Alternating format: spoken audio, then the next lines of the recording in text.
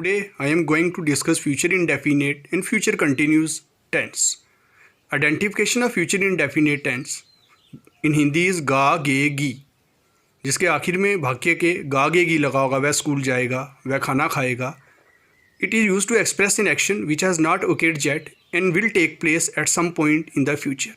ऐसे काम जो अभी हुए नहीं हैं लेकिन फ्यूचर में कहीं होंगे, फ्यूचर में होंगे, उसको इस कैटेगरी में रखा जाता है. जैसे वह स्कूल जाएगा, वह खाना खाएगा, जो ये सारी एक्टिविटीज़ जो काम है वो फ्यूचर में होंगे.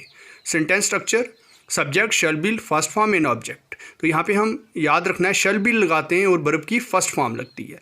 We shall move to another city, he will come to Rajouri tomorrow, she will go to school. तो यहाँ सभी में शैल बी लगा हुआ है. अकॉर्डिंग टू हम पर्सन देखेंगे, फर्स्ट पर्सन है, सेकेंड है या थर्ड है, उसके अकॉर्डिंग हम शैल या विल लगाते हैं.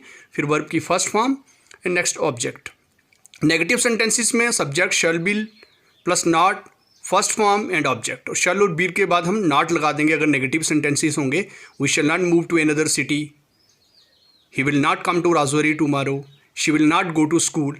And in interrogative sentences we use shall be in the beginning, then subject first form and object. Shall be move to another city, will he come to Rajouri tomorrow, will she go to school.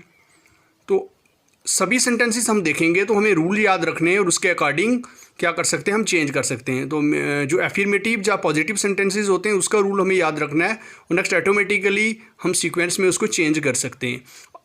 आई और we के साथ शैल लगता है, ही she it they के साथ will लगता है. ये हम कौन से पर्सन के साथ शैल लगाएंगे और कहाँ पे हम विल लगाएंगे.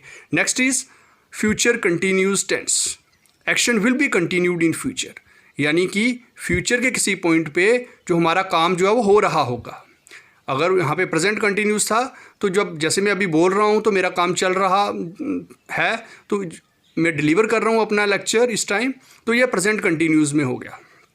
पास्ट कंटिन्यूस में पास्ट किसी टाइम पे वो काम हो रहा था.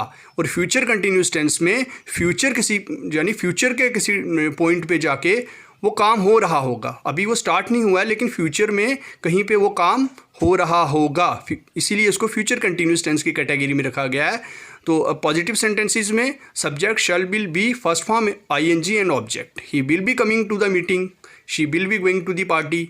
इन negative sentences subject shall will not be first form ING and object. यानी कि यहाँ पे याद रखना है शैल बिल के बाद हम नॉट लगाएंगे और उसके बाद बी लगेगा, ना कि शैल बिल और बी के बाद नॉट नहीं लगाना. यानी कि बच्चे क्या करते हैं, शैल बिल बी लिखने के बाद यहाँ पे नॉट लगाते हैं. तो हमें याद रखना है शैल बिल फिर नॉट लगेगा और फिर बी लगेगा.